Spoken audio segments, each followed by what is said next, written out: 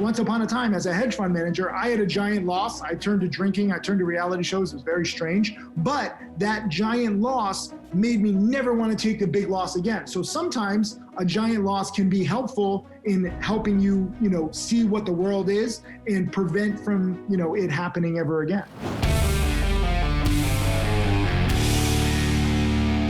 My guest today is Tim Sykes. Tim is a penny stock trader, teacher, and became a self-made millionaire by the age of 22 years old. In high school, he used the $12,415 he'd saved from his bar mitzvah money to invest. Before he graduated, he turned that $12,000 into $125,000. Today, he's earned close to $7 million in profit, all from trading. Several years ago, he established the Tim Sykes Trading Challenge. His goal? To teach aspiring traders how to follow his trading strategies and make money. To date, 21 of his students have become millionaires. I recently sat down with Tim to talk about how he turns average traders into millionaires and also why philanthropy plays a major role in his life. All right, Tim Sykes, thank you so much, man, for being on the show. I've been looking forward for a long time. We've known each other. I think the last time I saw you was 2015. You were in my office. You dropped some weight. You're looking good. You're looking younger, and I know you're definitely a lot richer. So thanks so much for coming on the show. Thank you. No, it's my honor to be here. Thank you for having me on. All right. Last time we spent some time in my conference room, I think it was 2015, you were on Instagram, and I knew zero about Instagram. And at the time, you were just taking pictures, snapping things, writing things. And I think you had 50,000 followers. Get me up to date. How many Instagram followers do you have now that I do know something about Instagram? Yeah, so I'm up to 1.5 million followers. I had a tremendous growth spurt when I was posting stacks of cash in my cars, and then I would have broke rappers steal the photos, and I would call the broke rappers out, and I would get in little beefs and get featured on like TMZ, and really kept growing. Haven't really grown in the past 3 years because I've switched it up. I sold all my cars. I donate any extra cash I have to charity. I now have 77 schools built with my charity. So my priorities have changed. My social media has changed. And I like to, talk about what I think more people should do, even if it's not as popular on Instagram. The good news is my charity, Karmagawa, has been created. And that actually has 1.2 million followers out of the blue. And we're trying to, get people to want to, care about education, the environment, animals. And it's tough on social media. Most people just take selfies and they're trying to show their luxuries. It's very influenced by Kim Kardashian and, Kanye West. And frankly, I just have different values. So I'm trying to share those values. Going back when we first met, I think your stepdad, we met a little beforehand. He came to the office because I think he wanted a pastrami sandwich from one of the delis. And we gave him one. I think he was really happy about that. And he gets angry if he doesn't have a sandwich. And what I found, which was really interesting, I thought you were going to be some type of pain in the ass guy, all full of himself. Right. And I remember at the time he was telling us that, the cars and everything, because you really were never into them. It was really like you're putting on a thing and it did. And then when I met you, I said, pretty down to earth guy. So I guess, I hear what you're saying, and I'm so happy to hear that you found where you're comfortable at now, so that's really, I think, a real positive thing. Yeah, the cars, I don't regret it. It was a childhood dream. I grew up in a small town in Connecticut. It was a dream of mine to, drive, let alone own these cars. And I own, all of them, the Lamborghinis, the Ferraris, the McLarens. I had a Rolls Royce. But when I got my second Lamborghini, I was shocked. I felt nothing. There was no adrenaline rush, no happiness. And I think you have to listen to yourself and say, wait a minute, okay, maybe this was going to fulfill me. Maybe you thought it was going to fulfill you, but it doesn't. You have to move on, because I know a lot of wealthy people where they get rich, they have all the toys in the world, but they're still not happy. And then they're a little depressed because they're like, I've done everything, I should be happy, but money can't buy happiness, right? So like for me, it was the challenge of buying the cars. I did it. I was proud to show it. I'm proud to share it on social media because that inspires a lot of other people to study harder and chase their dreams. But now, new challenge. Now my goal is to build 1,000+ schools, and we're roughly 8% of the way. So I got big dreams still, but they've just changed. Right. Yeah. You also got older, huh? You also got older. Well, you live and you figure out what makes you happy. And now every time we open a new school, I try to attend. It's been a little tough in the past year, but before COVID, I try to attend all of them. The communities all celebrate. It's a beautiful moment and gives me, tremendous pleasure. So you got to do what makes you happy. And it's my honor to share this on social media. I shared my entire journey. Great. Hold on to the charity stuff because I definitely want to get into that. I'm excited about it. Because I remember when you first started, I think it was called Pencils. What was it? You're building schools? What was that called? Yeah, so it was the Tim Sykes Foundation, but we donate to Pencils of Promise, Bali Children's Project. We donate to different charities around the world. They actually do the building. We just give them money. Right. Love it. Hang on to all that, man, because I definitely want to get into that. That is really sweet. So when I first met you, you told me the story, and I thought, it can't be. It's too good. You took $12,000 and change of your bar mitzvah money. You turned it into $125,000 by the time you graduated high school. Tell me what are high school kids doing like you instead of chasing girls or trying up for the football team? You were trading and making money. How did that develop? Yeah, I was a tennis player, but I got injured. I lost in the state finals junior year. Senior year, I wanted to win so badly. I overtrained. I was playing 2-3 hours a day. I'm lifting 2 hours a day, not regimented, no coach, no trainer, just all doing it myself. I overworked myself. So now my dad calls it the $1 million injury because I had Tommy John surgery on my elbow. I couldn't do anything. I had 2 casts. Tommy John surgery, you take something out of your other arm and put it in this arm. So I'm walking around school like RoboCop, but I could still type. And the stock market was going crazy. This was 1999, 2000. So right place, right time. I was already into college, early admission, so I didn't really have to try at school. So no tennis, no school, stock market in my face every day. At first, I was, an investor. I had like Viacom, Supercut stock, Boston Celtics stocks. Those were my first 3 stocks. But my $12,000 would go from like 12,400 to 12,300 to 12,500, like month over month. And I'm like, this is so boring. And I gravitated towards lower price stocks, penny stocks, which the whole world hates, but they were going crazy. And I started trading them, and I started noticing some patterns. I didn't like cash in on any one play. I usually sell too soon. To this day, 20 plus years later, I still sell too soon, but I'm trying to profit from the volatility. And we're seeing this now as we film this in early 2021. We've had a very similar crazy OTC market in the past 6-9 months that we did back in 1999 and 2000. So right place, right time. And right now, I'm actually having record profits too. Although right now I donate all my trading profits to charity and I make video lessons. Back then, no discipline. I would have, a 50% winner, then a 50% loser, a 70% winner, and then a 30% loser, like all over the place. Now, rule number 1 that I've learned over 20 plus years is cut losses quickly. So I don't have the 70% winners anymore. I have much smaller profits, but I also have much smaller losses and less frustration. So even in my trading journey, I've grown to be more conservative. And that's just something that happens over time. But even after you made this money in high school and then you went out to college, you started a hedge fund, and that really didn't do too well, right, after a while?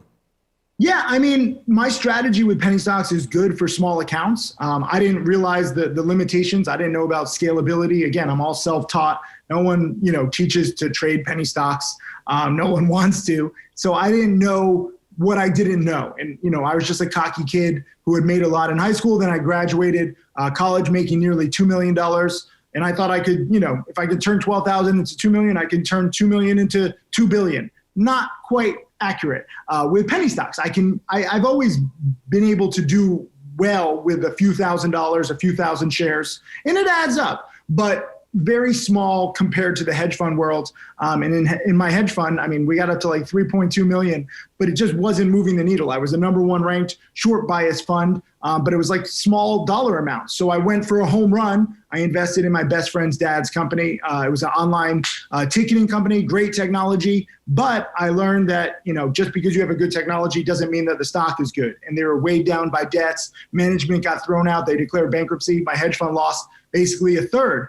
So I learned not to believe in companies. I learned, how non-scalable my strategy was and how to cut losses quickly. So I had success, but while you're having success, I still had losses along the way. And the losses have now made me a better trader. So so take me there. So you had the hedge fund. How old are you now with the hedge fund? How old are What's you? up? How old are you now? I started at senior year of college, but it took 4 years, 3 years of really doing nothing. And then the fourth year, I lost like a third. Overall, we finished up 2% per year over 4 years. It was like nothing. So you're 23, 24 years old. Your dream of turning 2 million into 2 billion is a couple of roadblocks. It's not as easy. And believe me, back in 98, 99, we had great years managing futures, and we get 20% of the profits. I started doing some calculations. I should have been as rich as Buffett by now, but it's never linear, It just doesn't. Right. It goes great, and then boom, and then you start to figure it all out again. So yeah, it's fun to do it while it's working, but it's really tough. So how did you pull yourself out of that? I started drinking heavily, really depressed for several months. I got offered a reality show. None of my investors were asking for money back because, again, we were still up, but I was just depressed that I was learning, that it wasn't scalable. So it wouldn't have mattered if I continued as a hedge fund. But I did the reality show against everyone's advice, and because I was pretty much a drunk in every episode, it turned out to be a hit. It's called Wall Street Warriors. What do you mean you were drunk? You were literally drunk? You were really hitting the bottle that hard? I was really depressed. My whole dreams were up in smoke. And then fortunately for me, the reality show called, and I was still trading. Aside from the big wins and the crash, I could still make $2,000, $3,000. So I always had my small gains, but in the hedge fund world, that's just meaningless. So I'm trading. After the market closed, I start drinking. The reality show calls, offers me a spot. I'm like, why not? I got nothing to lose. So I'm trying to be entertaining on the reality show.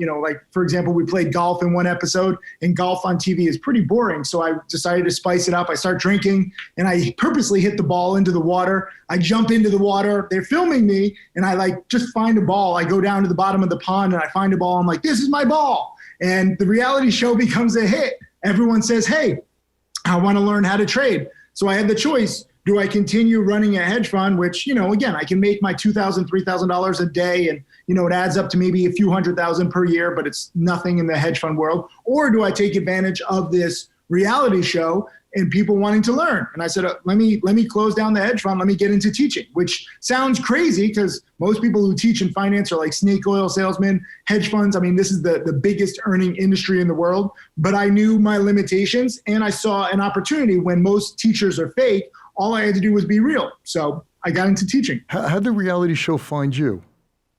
I was on CNBC. And I was in Trader Monthly's top 30 under 30. So I was rewarded. And this is what's so weird. Back then, hedge funds weren't allowed to share their performance openly. So I was the number one rated fund for 3 years. So there's a delay in reporting that. So Trader Monthly saw I was number one. I was in the top 30 under 30. What they didn't know, while I was on CNBC, I had basically lost all of the gains from the past 3 years. So I'm getting rewarded on TV. For the first CNBC interview, drunk. I could barely see the camera.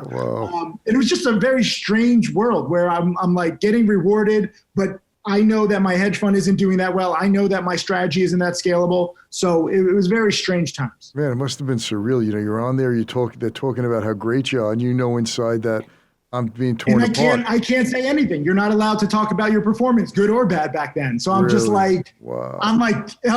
It was annoying. So I also got into teaching, not because I thought of a good business opportunity. I just wanted to share everything. I was so boxed in where I couldn't talk about my losses. I couldn't talk openly. And I was like, let me just close down the hedge fund so I can teach. This shouldn't be happening. I shouldn't be regulated. Obviously now hedge funds, you can say whatever you want, but 20 years ago, there was severe regulation. Right. What drove you? Why did you say, I want to teach? You found a way to make money.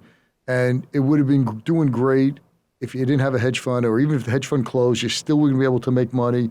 What motivated you to share this with the world? Because most of the guys that I know on Wall Street, they used to lock, back in the day, they used to lock their desk drawer. You know, they didn't want you even borrowing a pencil. They didn't want to give you any part of their life or what's going on. Why were you so open? I mean, I think it was more than just the money. It was my blood boiling. Like I had always back then made money short selling penny stocks. So I was like, seeing all the scams, and I was like, no, these are scams. Then when I was on a TV show, even though people said they wanted to learn, once I started saying, hey, I'm betting against scams, I'm short selling penny stocks, people were like, no, that's illegal. And I was like, it is legal. I'm using E-Trade. Like, I just hate misinformation. So for me, it wasn't even like a choice. My blood boiled every time someone said, you're a criminal, you're illegally shorting. And I was just like, let me just teach this. Like, let me talk about my performance, good and bad. Let me talk about my losses, my gains. And I think that any business based on like the truth is going to succeed when there's regulations or when so many people have like misconceptions and just no real guidance. So I saw the opportunity, and it wasn't about like, oh, I want to do this for money. I was like, I need to do this to like cleanse my soul. It was like a confession. Like teaching for me was my confession. So you were really on a mission because, back in the day, just to keep, our listeners up to speed, back in, I don't know if they still do it, but back in the early 2000s, that they used to have these pump and dump schemes. The IR companies used to spend so much money pumping up these penny stocks, which were virtually worthless, get the public in. They would be selling shares at the top, move away, all these innocent people would buy, and then it would just plunge. And you were going out attacking them by short selling the stock. So many times they would spend millions of dollars promoting a stock, and the stock wouldn't rise. It would go down. That was because of guys like you. Yeah, I mean, I was shorting small size. Like, I wasn't like causing the drop. But Tim, let me go out a second. You were pretty vocal back in the day. If I remember back, you were out there saying that these things are scams. Nobody was calling them scams. I was very vocal, but the problem was, this is another reason for my lack of scalability. There weren't that many shares to short. Right. I would write a blog post, I would be vocal about it, and I would short like 5,000 shares and make like $5,000. Right. And I met a few of these promoters a few years later, and they were like, "You cost me 20 million, you cost me 50 million," and I was like, "Yeah, I made like 3,000 shorting your stock." Oh, by the way, did any of these guys ever threaten you with death or anything, or? I got a few death threats, but then, again, I wasn't like, I wasn't saying like, lock them up. I said that there's always going to be promoters, and there still are. Like today, it's moved on to crypto. There might not be mailers anymore, but there's a lot of like Discord chat rooms, social media pumps, WhatsApp pumps. I think there's always going to be pumpers, and, I'm not a lawyer. I don't want to get into whether they should be in jail or not.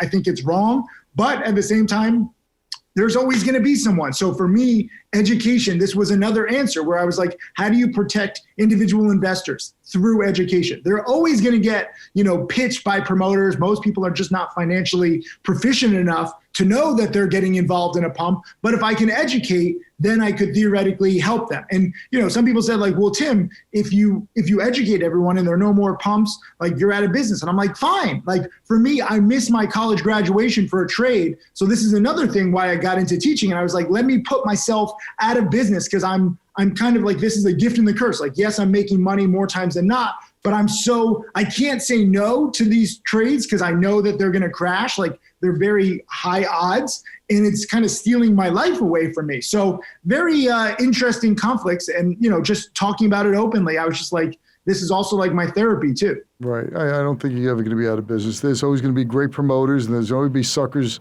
out there who are just going to hook, line, and sinker, man. And that's the reality. This is now a dozen plus years later. I've been teaching 3,000 blog posts, 7,000 video lessons. I try my best to teach people, but a lot of people are falling in love with, just junk. As always, it's just greed. Right. Human nature. All right. So how do you start teaching? Like, what do? You put a blog post out there? So I wrote a book called An American Hedge Fund. I thought it was going to be a bestseller. Like, this is the American dream story. It bombed. It totally bombed. But while I was promoting it, I was learning how. I actually have my book right here. This was not planned. I just looked. This is my first book. It was literally just sitting here. What a crazy coincidence. But it was my promotion of that book that created my whole social media, because how do you promote a book? Like Wiley offered me like $35,000 to publish this, but then I started doing the math, like $35,000 for my life story. Like it's better if I self-publish. So I created my own publishing company. How do I promote the book? I created TimothySykes.com, my blog. I got on Twitter. I wasn't even on Instagram early on, but I was just talking about my strategy. Again, I was like in this cage of regulations as a hedge fund manager. Now, not a hedge fund manager anymore. I can say whatever I want. I wrote the book. You were running free and naked, man. It was like you were in a straitjacket. It was beautiful. It was like releasing an animal into the wild. Right. And I hear you. Again, the book might have bombed, but I fell in love with teaching on social media. The book is the same book that I wrote 15 plus years ago. Social media is constantly updating. That was better for me as a teacher. I mean, my first website, I didn't even have like a chat room. Obviously now we have chat rooms and we're like talking about our trades and commentary. Back then there were no chat technologies available. So a chat back then was me writing a blog post and then people leaving comments underneath that. And you would have to refresh the blog post to see the next comment. So it was crazy. And then I built my first chat room. So it was step by step. So when you first started teaching, was there a line at your door or it took time to develop?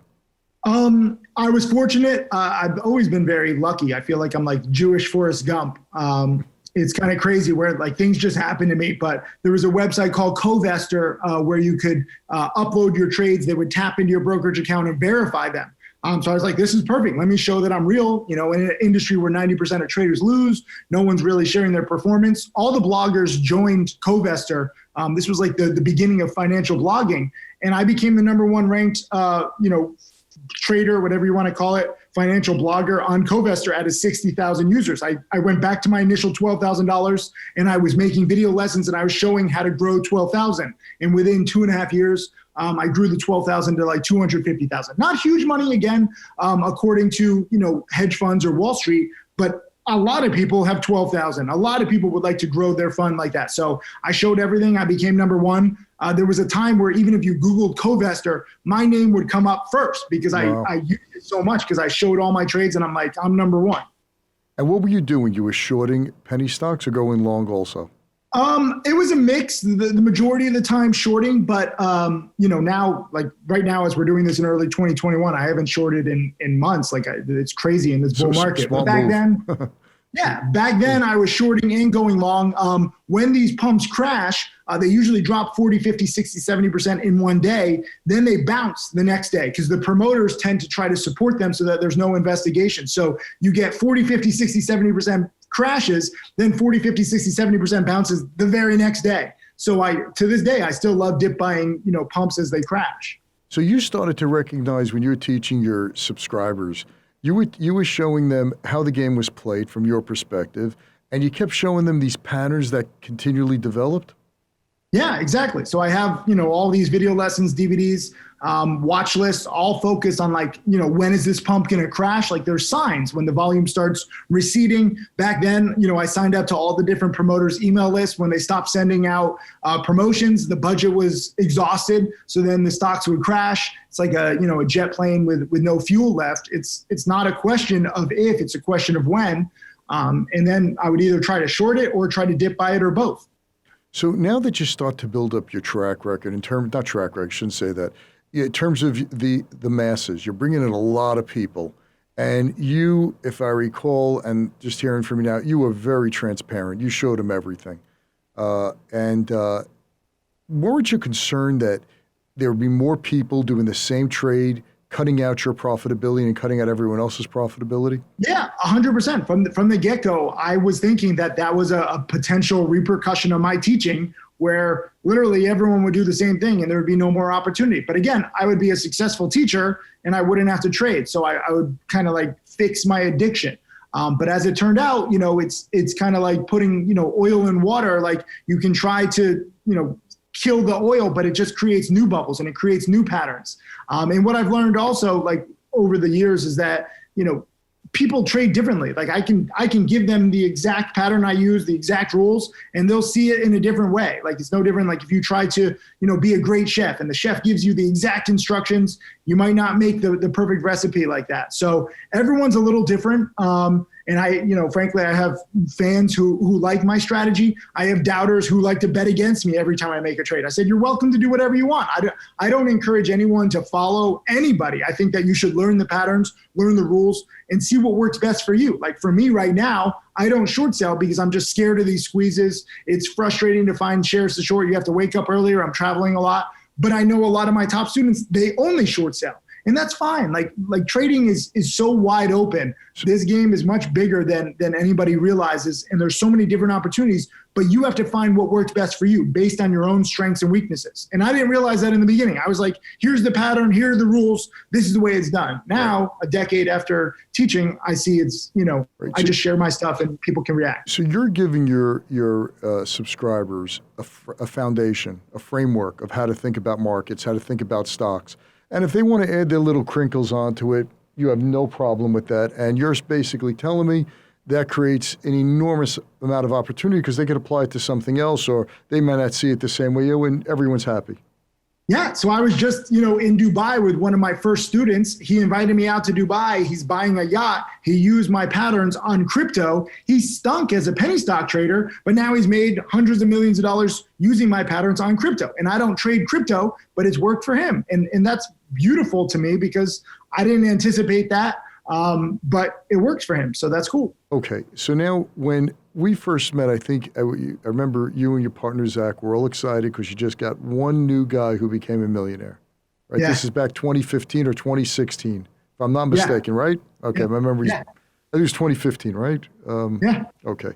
Yeah, one guy's a millionaire. I got started teaching, and it took a few years to create a millionaire. Okay. Today, how many guys have you created? How many of your students have become millionaires? 3, 5? So 20 guys and now one female. So 21 students who have crossed over $1 million, some over 2, some over 10. It's all over the place, but it's really gone up the past 6 months with this OTC bubble, with all this kind of like stimulus check funded volatility, right? Where there's just more and more people trading than ever before. And it's just gotten insane. It's like I said, it's back like 1999, 2000. So what happens when the markets go down again, or because they eventually will, trees don't go to the sky and things will change. Will these patterns still be as valid and these methodologies still work? I don't know. We'll see. I try to just react to the patterns. Frankly, I'm long overdue for a vacation. I mean, you see my hair. I haven't even had time to get a haircut. Right now, we're filming this in early 2021. It's already begun to slow down compared to January and February. February was like peak mania for OTCs. Now March and April, much slower already. So the market ebbs and flows. And if the patterns stop working, fantastic. I think that there's always going to be small companies and there's always going to be promoters, hyping up the news, whatever it is. And now you have crypto, which again, I don't trade crypto. I want to be very clear about that. I have imposters and impersonators now on social media where they say that, they're Tim Sykes and they trade crypto. I would love to trade crypto, but I don't want to stay up all the time because it's 24/7. And I don't want anyone thinking that these imposters are me. Unfortunately, crypto is very unregulated. Penny stocks are like the Wild West. Crypto is like the wild, wild, wild west. And I don't have time for that. But I'm glad that apparently my pattern's work in it. So it is what it is. So now these people who come to you, they're just regular people, right? Nothing, they don't come with big bank accounts. Correct. What are they starting with? 100,000? I mean, my average student starts with $2,000, $3,000, $5,000. And then they build up their profits and then they go up into the stage where they make serious money? Yeah, I mean, usually what's happened with pretty much like the last dozen or so students, like they started with 2,000 or 3,000, they grow it to like 5, 10, 20, 30,000. They start to like see that they can grow it exponentially. Then they add like 20 or 30,000 so they can get to like 50 or 60. Then they get, they can take bigger positions. So it's a step by step. A lot of people sign up with me. They're not even sure. They're just willing to give me a chance. But once they start seeing the plays in real time and they start seeing that, oh, wait a minute, there's something here, they get more confidence. And they usually add on like a year and a half into their journey once they get experience. And I think that's good. Like I always tell people, like, whether you believe me or not, start small, paper trade, like start to witness this volatility. Like I don't mind if people disbelieve me. My first Millionaire student actually wrote a blog post that said Timothy Sykes is full of BS. And we went back and forth in the comments. I always respond to my haters. This is the beauty of full transparency. He gave me a chance. Now he's over 2 million. He's my chat room moderator. So I don't mind the skepticism. You should be skeptical of anybody on the internet who claims like, look, I have this magic strategy. But for me, I just share my wins, my losses. You know, I still lose 30% of the time, but rule number one is cut losses quickly. So I like showing the process. You don't have to believe me. Like this isn't blind faith investing in my hedge fund. This is me teaching my process day in, day out, no matter where I am. So what would you say would be the number one reason why a lot of your students, not a lot, but why students are not successful? Yeah, I mean, industry stats say 90% of traders lose. And I would say the majority of anybody's, trading students or anybody in the trading industry loses because they don't take it seriously. Like they think like, oh, I'll throw some money, it'll be fun. It's like Vegas. But trading is all about discipline. It's actually not you versus the market. It's you versus you. So when I say rule number one is cut losses quickly, I have a lot of 2, 3, 5% losses. I mean, sometimes I get unlucky. Sometimes like the stock is halted or whatever, and I lose like 20 or 30%. But very rarely will you see me take these big losses that undisciplined traders do. They lose all the time. Very similar to me in the beginning, where I would lose 20, 30, 50% just because I didn't want to take the 2 or 3% loss. So discipline matters. Also patience too. Like you said, because the market has been so hot, it's not going to last forever. Sometimes you have to pull back. So trading is always about adapting and modulating. People can't handle that. It's their ego, it's their stubbornness. We're taught that, if you're winning gradually or consistently, you think of it like a job, like you're getting paid weekly or bi-monthly. That's not true with trading. I mean, I've already made nearly $1 million in 2021 in just the first few months, but now in the past few weeks, very few opportunities. I'm basically break even. That's trading, and you have to, be willing to push on the pedal when you're hot and then take your foot off the pedal when it's not. And a lot of people just don't think like that. A lot of the lessons are counterintuitive. Right. So would you say, what were the majority of your students? Are they young people, old people, all over the map, male, female? What's the typical? I mean, they're all over the map, but by and large, male. It shouldn't be. I mean, statistics say that females are actually better traders, but I still think there's this, assumption that this is a guy's game, but it shouldn't be. The internet democratizes it all for everybody. But mostly young people, mostly guys. A lot of them have just seen my, I've done a few reality shows now. So they see me on TV. They see me, on social media. So like social media is geared towards younger people. So yeah, I mean, I'll teach anybody, but those are just the demos. And when you say you're teaching them, explain that to me. How does that process work? You have thousands of students. I sign up. You don't have the time to spend with me alone, right? Correct. I don't spend time with anybody alone. I'm not a financial advisor. I'm just putting out watch lists, video lessons. You see my screen, webinars. I donate all my trading profits to charity. So I'm trying to teach you the process. So like if I do a trade, it's not out of the blue. Usually the stock was already on my watch list pre-market or the night before. I said, if this stock breaks this level, I'm going to buy it. I'm looking for this pattern. I link to a blog post. I link to a video lesson. I link to a DVD. So I'm trying to show people that, what is my plan ahead of time? Then if and when the stock is acting the way I think, I execute on that plan. So it's, again, I do watch lists, commentary, trade alerts, video lessons, DVDs, software, chat room, so many different ways, and just trying to basically get this, whatever I'm thinking, out into the world. Gotcha. So you donate all your profits to charity. How are you making money? What are you charging, membership or service? Yeah, so we have membership fees, so people can choose their dedication level. You can choose watch lists and alerts only. You can choose video lessons. You can choose where, my trading challenge, this is like my premium coaching where you get 2, 3, 4 live webinars a week, not just from me, but now my top students are also giving back. So we have this whole community, and you have access to all the archive webinars. You don't have to spend a dime. I have 1,500 free videos now on YouTube. So everyone can choose how they want to learn. I just keep, creating content every day based on what I see happening, good or bad. Like today, after this podcast, I'm going to make a video lesson, how I made $3,000 today, 4 trades, 2 wins, 2 losses, but I cut my losses quicker. The gains were bigger, plus $3,000 on the day. So tell me now, how did you how did philanthropy just evolve from this? And how did it become such a big part of your life? Yeah, I mean, it's always funny the way these things begin. My friend Neil actually built a school in Cambodia. Neil and I have always been competitive. And I was like, if Neil's building a school in Cambodia, I'm going to build a school in Cambodia. So I got in touch with the charity. I built a school that's 3 times the size of Neil's, right next to his. I went to Cambodia. He doesn't even like to travel. So I went to Cambodia with my iPhone. I said, Neil, here's your school. And I showed the little school. And then I had all the kids stand in front of my school and they're all cheering. And I was like, here's my school, Neil. And, he didn't like that. And that was funny to me.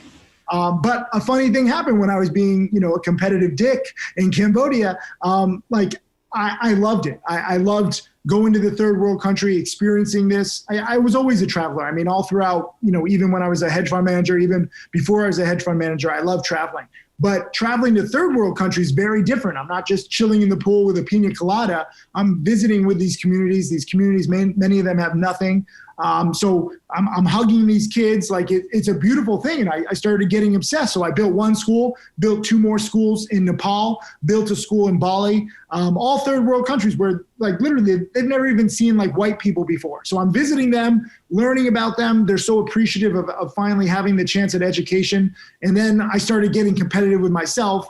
My goal is to build 1,000+ schools. So I started donating my trading profits. This is actually charity merch. So I have apparel where we donate all the profits to charity. We have fundraisers now on Facebook. Last year, we raised $1 million just with the social media following. So just trying to help the world through schooling. But as I started going to a lot of these countries with schooling, I mean, schooling is like a multi-year, multi-decade effort to really get any changes. As we're visiting a lot of these countries, I started seeing a lot of things that were more urgent. Like the coral reefs and the situation with poachers of endangered species. So along the way, we started donating to animal sanctuaries, charities like VetPaw that protect endangered species. I did a documentary down in South Africa on the rhino poaching crisis, which people don't even know about. Do you know about the rhinos? Not much. The rhino horns are made of keratin, the same thing in our fingernails and in our hair. But there are these myths out there that rhino horn can cure cancer, that it's an aphrodisiac. Again, misinformation. So misinformation follows me. My blood starts to boil, and I just have to get good information out there. Rhino are literally going to be extinct at the current rate in the next decade or 2 because we're killing them for these horns where people think these horns cure cancer, which they don't. So we're killing an entire species specifically based on misinformation. So I had to do a documentary on that, and we talk about it, quite often. And what did your charity do for that? What did you So we donated $250,000 to VetPaw. Then we did a documentary featuring a bunch of other charities like Rhino Rescue Project. We donated all the profits from that documentary. We asked for donations at the end of it. We created merch with Rhino on it. And we raised nearly $1 million for those charities. So always trying to educate and get people to give back. And the crazy thing, I mean, a lot of these schools, like in Nepal or in Bali or in Guatemala, those schools are $25,000, $35,000, $50,000, like not huge amounts to those of us in the first world. Wait a second. So when you're building a school, right? So first of all, how do you find these locations? Do you do this, or you have someone on the ground do that for you? If I want to donate a school, what do I do? How do I go about doing this? Yeah, so I mean, there's always local charities like the Cambodian Village Fund built the schools in Cambodia. We also built a soccer stadium because the town wanted that more than the school, and that united 3 towns. That was cool. Pencils of Promise has built over 500 schools, so I donated over $2 million to them. And they built schools in Guatemala, Ghana, and Laos. I went to Laos and visited and saw the community and stuff like that. So, I mean, again, I'm not personally building. I just donate the money to these charities, and the charities have local contacts and they get it done. Although the pandemic has slowed down construction considerably. Unfortunately. So you're basically leveraging your talents and finding these organizations and giving them money, and they're turbocharging this.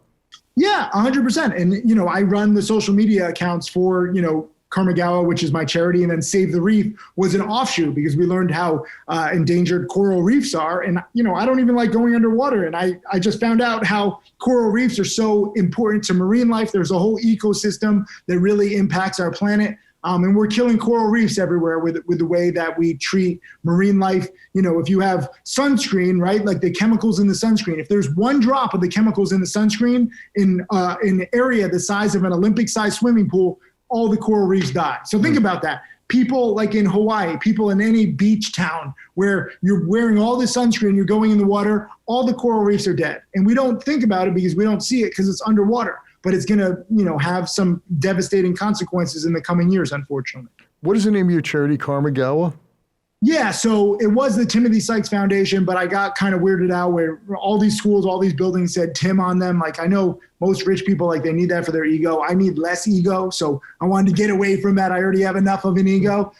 So Karmagawa, I took on a partner. His name is Matt Abad. He's a great photographer because I wanted not just to donate, but also take photos and share the story of this. And we really clicked. We wanted to change the world. He grew up in the slums of Manila, so he's had an amazing run just from growing up very impoverished, and now he's one of the best photographers I know. So we changed the name, and I took him on as a partner in this charity. Gawa in the Filipino Tagalog language means to do or to make. So it's basically like we're making karma. We're making good karma by donating and teaching people about this. And he takes all the photos, and now we have a ton of photographers and videographers who come on our trips or did before the pandemic. And we make these documentaries, and we try to share the story to get more people to donate. So you're taking all the talents you learned and all the skills you learned that you build your business and social media. You were doing it way before anyone I knew in a big way and successful. People were doing it at the time, but they weren't monetizing it. You were monetizing it pretty early on. You saw, yeah. I remember that. I was very impressed with you back in 14, 15, that you not only were using social media, which I had no idea what the heck that was, that you found a way to monetize it and leverage your talents. I thought that was pretty cool. So now, what I'm hearing, you're using the same for charities. You're taking these charities and now you're putting a face to them, you're putting a story to them, you're putting pictures to them. You know how to do that, right?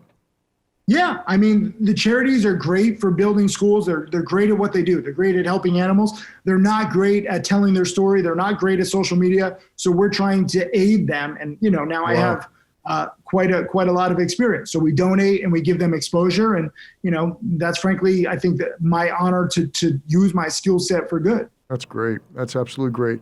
Where do you see Tim Sykes 5 years from now? Hopefully more millionaire students, more charities. I don't know if we're going to get to 1,000 schools in 5 years, but we'll get closer. We'll definitely be in the hundreds of schools. So it's just one student, one school, one community, one documentary at a time. And I just keep going because frankly, the world needs a lot of help and, students need a lot of help. Unfortunately, I get a lot of students after they get scammed, whether they've lost all their money in a crypto or a penny stock, and then they start Googling and then they find me and they saw a blog post I wrote 6-9 months ago warning them, but they didn't see it at the time because they didn't believe me. And then they become students. So I have a lot of students who are just broke and they just lost everything, but at least now they can use their lessons from their loss. Like, remember, once upon a time as a hedge fund manager, I had a giant loss. I turned to drinking. I turned to reality shows. It was very strange. But that giant loss made me never want to take the big loss again. So sometimes a giant loss can be helpful in helping you, see what the world is and prevent from, it happening ever again. Wow, outstanding. All right, Tim Sykes, you just keep, evolving and getting better and better. I hope to see it more often than once every 5 years, I got to be in touch with you on all this charity stuff you're doing because I think it's just absolutely astounding. It's just amazing. Thank you. Much appreciated. Just amazing. More, trading, making millionaires is great, but leveraging that pool of people that you have to use that to do good, I don't think there's a better reward than that. No, it's my honor, and this is why I love talking about this stuff. Some people say like, oh, just do charity, just give, on your own. No, like we're going to use social media to just amplify all of the charities' efforts. Like this is how they get funding. Yeah. This is how they get awareness. I should have mentioned right now we have 26 schools specifically in Bali, but because we've gone so many times, we bring influencers, we talk about the schools, we show it in our stories and photos. My social media followers have built another 16 schools. So it's pretty cool where people are like, wow, I have an extra 25 or 35,000 depending on the community. And they're like, how do we get in touch? So I put them in touch with Bali Children's Project or Pencils of Promise, and they donate. And this is how we get things done quicker. Like the whole way of like non-transparent trading, non-transparent charity, like that's for the Stone Ages. Now you have to evolve. Let's use this tool to further education, to further giving and get everyone, kind of doing right and helping each other, especially this is a tough time for a lot of people. We should give back. We should care about each other more. And I think social media, I don't think it's a coincidence that this tool has evolved to a point where literally we can spread so much information so quickly. We just have to, I think, choose some better information. A lot of social media is just garbage and a lot of negativity. Let's use it for education. Let's use it for positivity. Are you doing anything in the United States in terms of your charities? Yeah, I mean, the Boys and Girls Club, we built a school or a library in Michigan. We helped the homeless in LA. We're trying to do a lot more. Again, the pandemic really set things back a little bit, but we're working actually on a documentary for depressed people in Los Angeles, and we're working with a few different charities because depression is a big thing. Working on a new documentary showing how education is so important in third world countries, and I think when we show that documentary, when people start seeing, like, wait a minute, this is how people are living in third world countries, I think they'll be more grateful for the lives that they're living in the first world. Like, obviously quarantine and the pandemic stinks, but we can have Netflix, we have entertainment in our homes, we can Zoom with our relatives, we have Uber Eats. Like, this isn't that bad, especially compared to the third world. And unfortunately, as we're filming this, the third world is not getting vaccinated anytime soon. It's much slower, very devastating numbers coming out of pretty much every third world country. And we've just begun to see the consequences. And I think it's going to be a really tough 2022, 2023 for a lot of the world. So we'll try to help everyone, but I also am just aware, like, even though I'm wealthy, I'm not wealthy enough to help people in America, like tremendous amounts of people. Like, one school in America would probably be like 20 schools elsewhere. Right. So I'm also trying to maximize my use. And I think that too many people don't really understand what's going on in third world countries. Like, no one's really talking about it, especially now that tourism is pretty much dead. Yeah. Tourism, they need a lot of help. Well, tourism, the environment, things that, just are not being focused on. Everyone talks about global warming and big topics and climate change and all that. But you're getting really down to the really boots on the ground stuff, like coral, rhino poaching, things that are possible to fix, and it doesn't take much.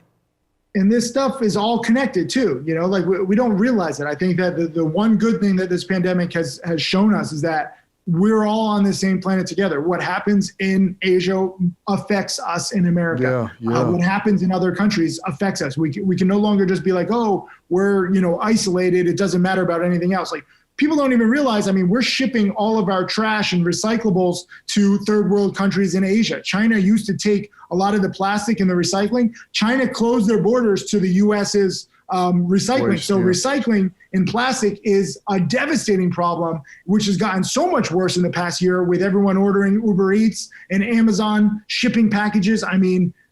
It's really going to impact us. I went on a JetBlue flight, and if you recall, just right before the pandemic, the thing in New York was, well, I think it was all over, was they were eliminating straws, plastic straws. Yeah. And I went on a JetBlue flight during the pandemic, and they give you a large, this thing is like, not freezer size, large Ziploc bag of water, a napkin, and some chips. And I looked at it and I go, this is some huge bag. And just a couple of months ago, we were fighting over straws. I go, what am I supposed to do with this after? Can I give it the action? He goes, no, we can't take it back. I said, so this is going to end up floating in the Pacific Ocean or something? Yeah, and the plastic doesn't disintegrate. We're talking hundreds of years. It's just building up. It's going to be crazy. How about all the sea animals that are eating when the plastic does break down? They found these whales off of, I forgot what show, with 50 to 60 pounds of plastics in them. Yeah. And then we eat a lot of the seafood. Yeah. So we're eating the plastic with the chemicals. Like it's all connected. The crazy thing about the straws, one last thing before, I just got to share this. The reason why there's such an uproar over the straws, there was one video where the turtle in the straw, they pulled it out. I actually met the lady. She's down in Costa Rica. She's a marine biologist. That video went viral. So many people write into places like Starbucks and different companies saying, we don't want straws. Starbucks literally got rid of the straws. Unfortunately, they came up with a new strawless plastic cup where literally it's only 9% less plastic than before, but there's no straws. So people think that they fixed the problem. In reality, the cups are just as bad, right? So like we have to confront this. We can't just try to manage it and say, oh, no straws, so now there's no complaints. Like again, education. People don't know how bad the plastic situation is. We're working on a new documentary. Hopefully your audience and my audience will share it, because we want people to watch this stuff and share it and spread awareness. Like, whenever you can, try to say no to plastic. I know it's annoying, but if we all do just little things, it adds up to really big changes over time. Because right now, 7 billion, 8 billion people are using plastic every day. Very few people are saying like, oh no, there are some consequences to this. And unfortunately, 5, 10, 20 years from now, we're going to wish we could come back to this moment right now and do things differently. Yeah, I saw this documentary on Netflix recently about the sea. And Seaspiracy. Yeah, wow. I usually eat salmon on Monday nights. And I said, I just make me pasta. I told my wife, I said, this is crazy. But what got me was the straws was like 0.4%. But the big things with the fishing nets, Fishing line. Fishing line, nobody's talking about.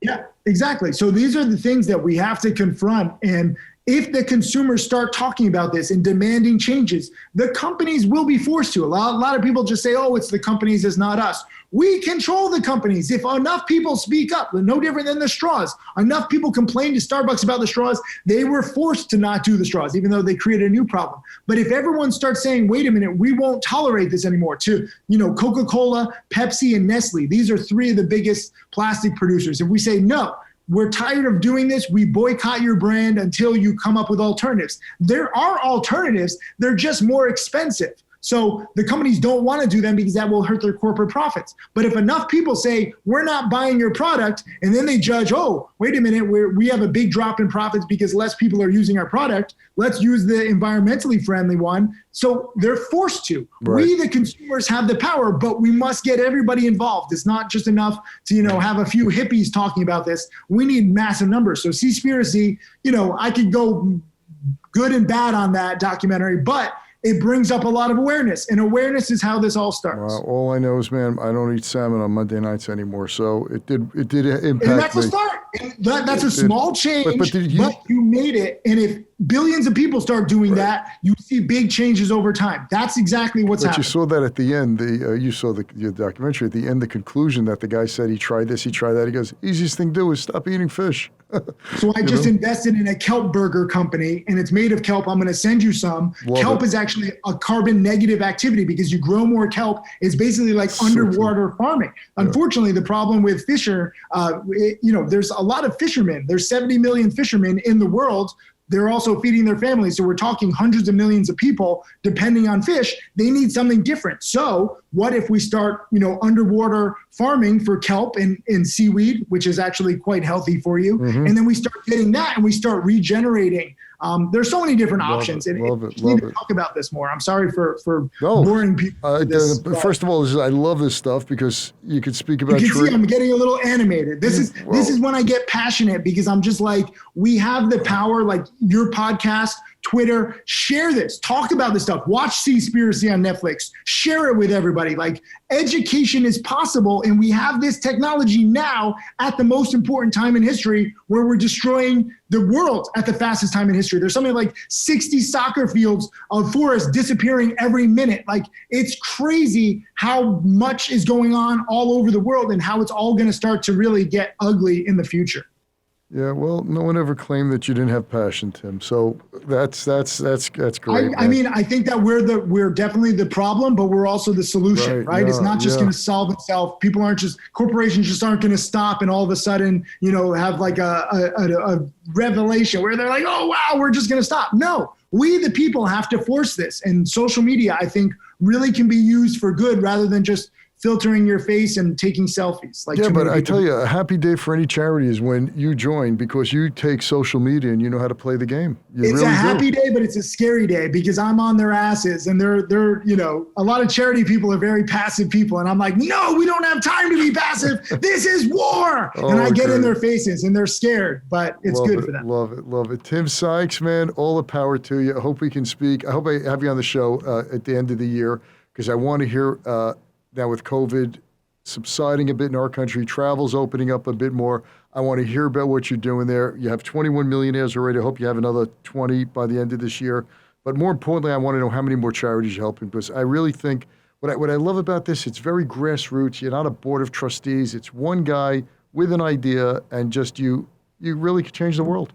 That's really what you're doing. Much appreciated, man. Look forward to it. Stay safe. All right, you too. Thanks for listening to this episode of The Charles Mizrahi Show. If you're a new listener, welcome. If you've been listening for a while, we're glad to have you back. Either way, we'd love to know what you think of the show. Please leave a review if you listen on Apple Podcasts. Reviews make it easier for others to find the show. You can also see the video of the interview on the Charles Mizrahi Show channel on YouTube.